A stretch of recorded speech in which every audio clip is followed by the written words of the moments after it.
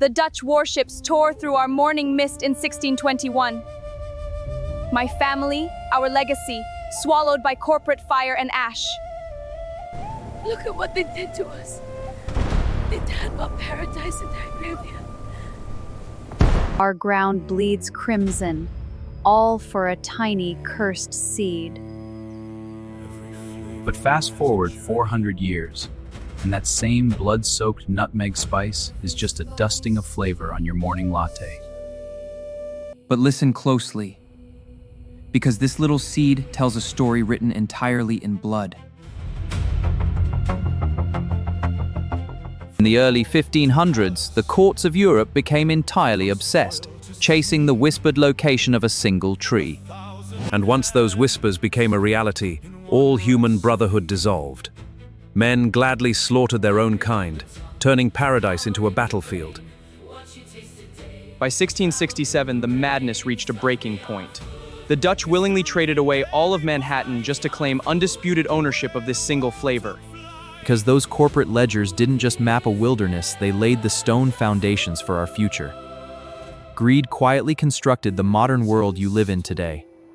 To see how that world was forged, we have to strip away the steel, let the glass melt into the past, and cross thousands of miles of empty water to an era before the white sails ever broke the horizon. Because there, rising directly out of the deepest depths of that uncharted water, sleep 11 green volcanic rocks, the Bandas, wrapped in a heavy, permanent mist. And deep beneath that protective canopy, hidden from the rest of the world, grew an ancient jungle. The entire planet, where the wild nutmeg tree breathed. For generations, the native Bandanese lived as the wealthy keepers of this harvest, building culture that welcomed merchant ships from the greatest ancient kingdoms of the East. And what those foreign merchants sailed thousands of miles to buy was a literal masterpiece of nature, a golden fruit. Was harvested by the islanders. Arab sailors slipped across the Indian Ocean by night, navigating blind routes and deliberately hiding their maps to keep the rest of the world completely in the dark. and because those ocean paths were so fiercely guarded, the spice entered the 13th century medieval markets through a blind chain of handoffs. During the 14th century, European kings and queens dining in stone castles, this seed was a ghost wrapped in golden myth, a divine luxury, with no known home on earth. In late medieval years, nutmeg was so impossibly rare, you didn't just eat it, you paraded it, jewelry designed solely to case and flaunt a single precious nutmeg seed. But by 1346, the flavor of wealth became the scent of terror.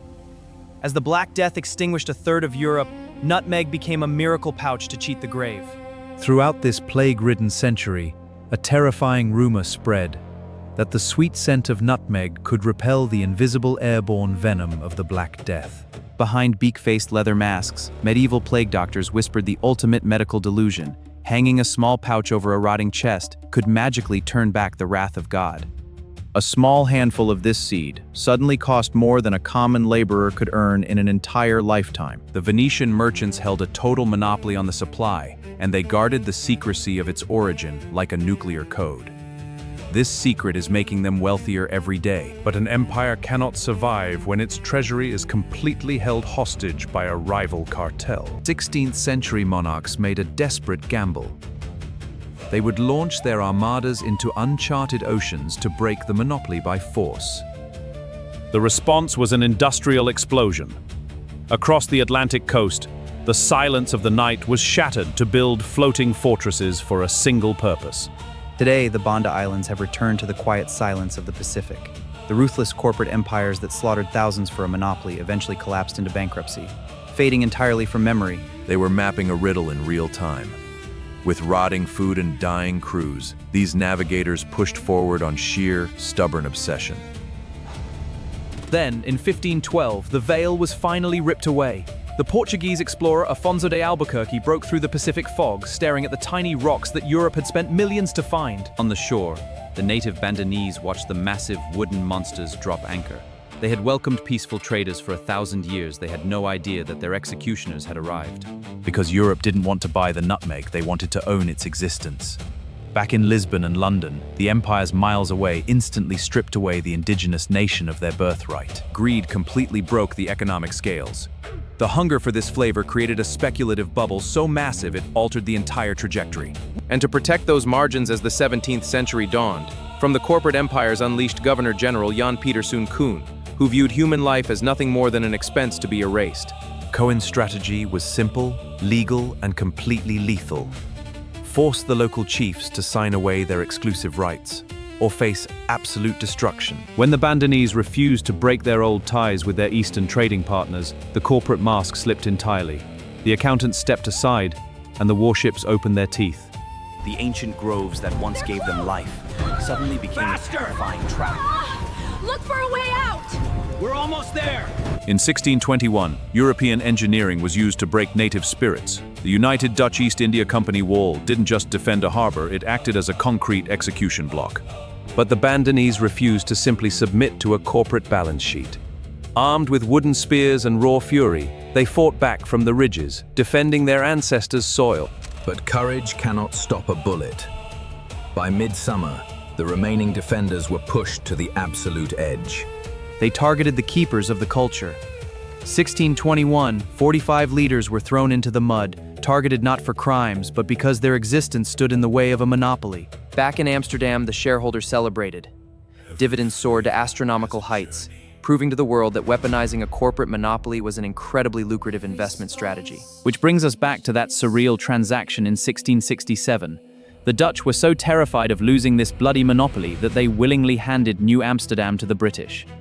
The British renamed that muddy settlement New York. The Dutch kept their nutmeg, a transaction that seemed completely rational on a 17th century balance sheet, but looks utterly insane to the modern eye. By the late 18th century, the Dutch believed their prison was airtight. They had built fortresses, enacted strict laws, and guarded the islands with an iron fist, confident that no one could ever replicate their prize. But they didn't count on the power of an obsessed mind. Meet Pierre Poivre, a brilliant French botanist, undercover diplomat, and professional smuggler who realized that the best way to destroy a monopoly was to steal its biology. Under the cover of a moonless tropical night, Poivre and a crew of daring sailors slipped right past the coastal patrol routes, executing a silent midnight infiltration into the heavily guarded groves. They didn't steal the harvested fruit. Instead, they carefully uprooted dozens of young living saplings, wrapping them in wet soil and smuggled crates, effectively hijacking the genetic code of the global economy. The heist was a flawless success. The smuggled trees were successfully replanted in French and British tropical colonies from Mauritius to Grenada, scattering the secret across the face of the planet. By the year 1770, the artificial corporate bubble burst with spectacular force. As mountains of global spice arrived from free ports worldwide, The supply chain flooded, and the price of nutmeg plummeted by over 90% almost overnight. So the next time you sprinkle that sweet aromatic dust onto your morning coffee, take a second to look past the flavor. Because you aren't just consuming a spice, you are tasting the literal blueprint of modern capitalism. Next part. Before oil, there was corn. The secret history of maize, the crop that built empires. From sacred god to industrial empire. Do subscribe and like our channel.